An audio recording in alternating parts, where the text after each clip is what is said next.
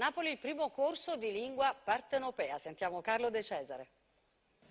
Presentato a Napoli alla Casa dei Giovani e della Cultura di Pianura, un corso di apprendimento della lingua napoletana realizzato da Massimiliano Verde. Il corso, che segue le indicazioni previste dal quadro comune europeo di riferimento per la conoscenza delle lingue, fa parte del progetto di sensibilizzazione alla storia e cultura di Napoli promosso dal sindaco Luigi De Magistris. Scopo dell'iniziativa è quello di restituire ai giovani napoletani la loro identità culturale a tutela di un patrimonio linguistico di inestimabile valore. La lingua, si legge nel documento dell'Accademia, è un diritto dell'uomo e che pertanto